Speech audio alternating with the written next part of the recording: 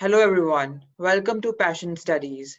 My name is Dikshant Sharma और आज हम डिस्कस करेंगे objective type questions chapter 1 structural change book 2 social change and development in India sociology class 12th CBSE।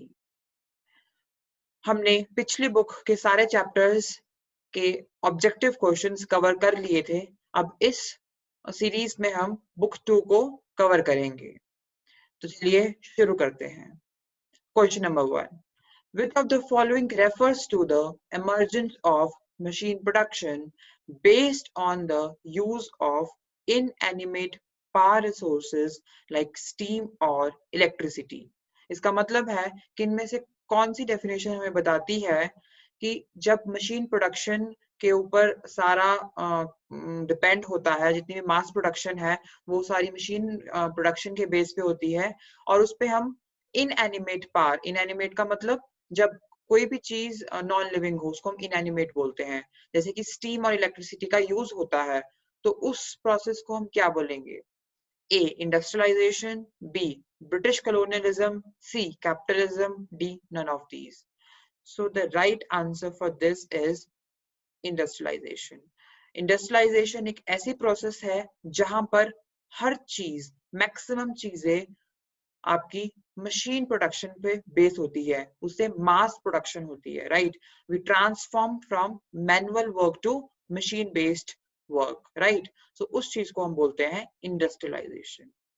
Question number 2, which of the following is an economic system in which means of production are privately owned and organized to accumulate profits within a market system?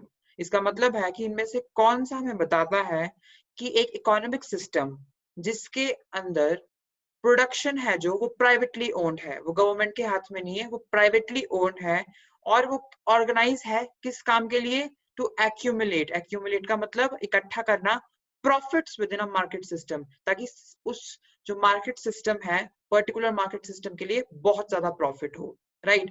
मतलब जो चीज होगी, जो वो एक system होगा, वो privately owned होगा, राइट? तो उस हम सिस्टम को क्या बोलेंगे? तो ऑप्शंस है इंडस्ट्रियलाइजेशन, ब्रिटिश colonialism, कैपिटलिज्म या फिर none of these. So the right answer will be capitalism, right?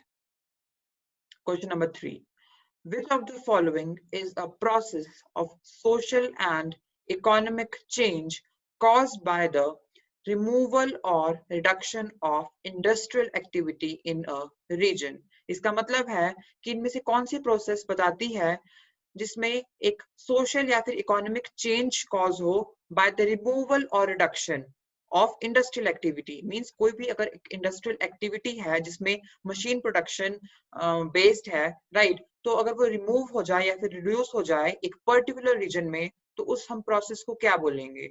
Option are A deindustrialization, industrialization, urbanization या फिर capitalism. So the right answer is deindustrialization, right? Let's move to the next question. Question number 4.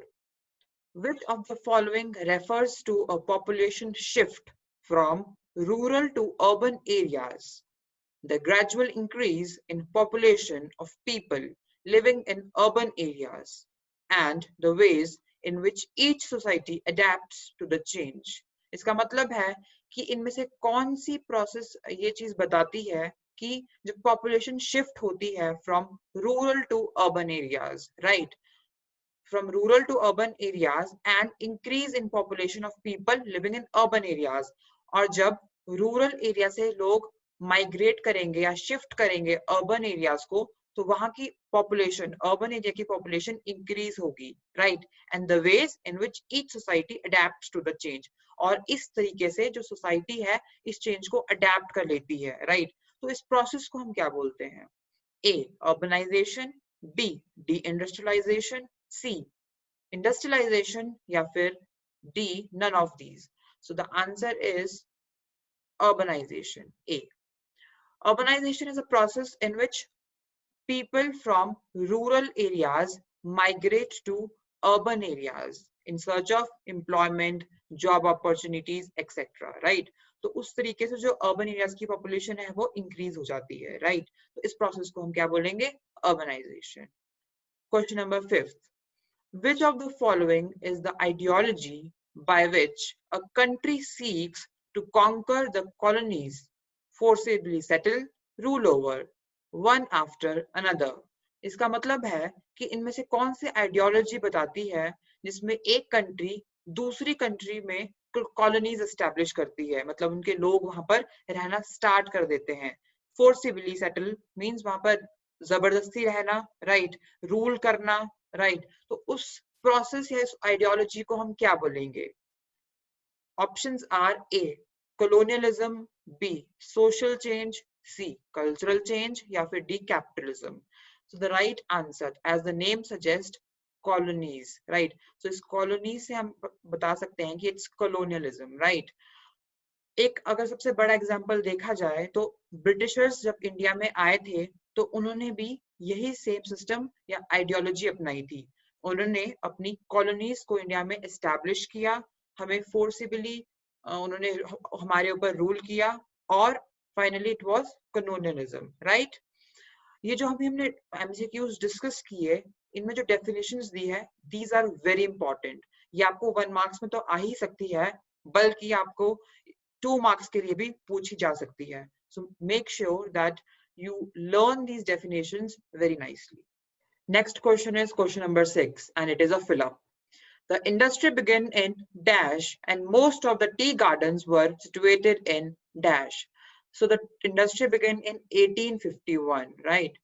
1851, and most of the tea gardens, अब tea gardens से हम यहाँ अंदाजा लगा सकते हैं कि tea gardens were situated in Assam, right? So the right answer will be Assam. Okay. Next question, question number 7.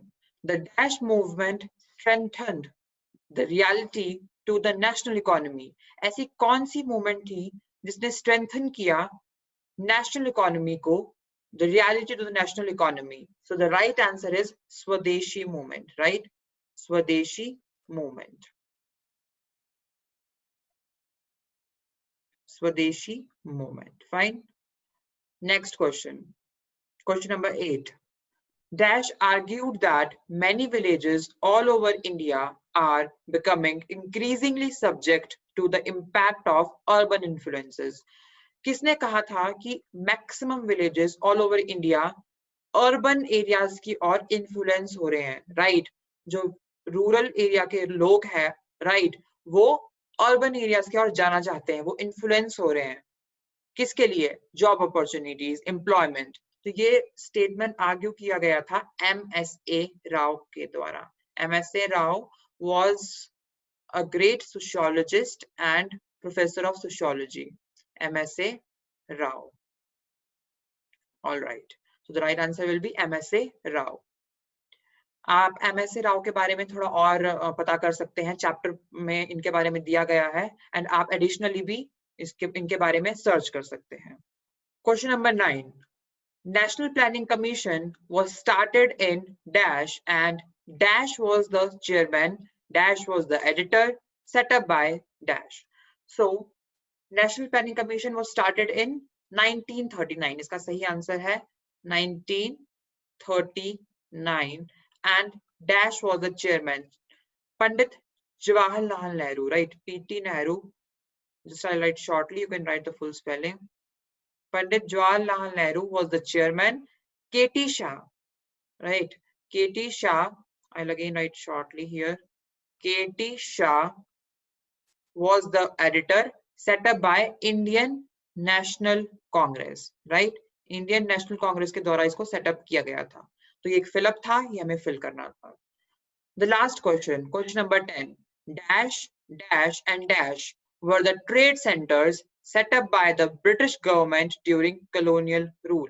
So the right answer is Chennai, Mumbai and Kolkata, right?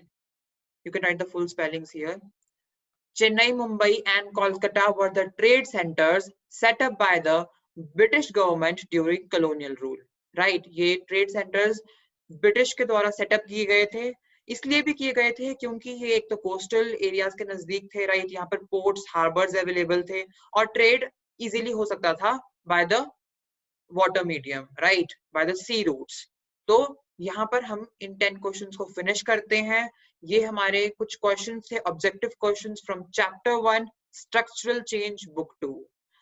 So I hope that you all have just learned something from this video. Let's meet in the another part. Till then, please like my video, share my video, and subscribe Passion Studies. Thank you.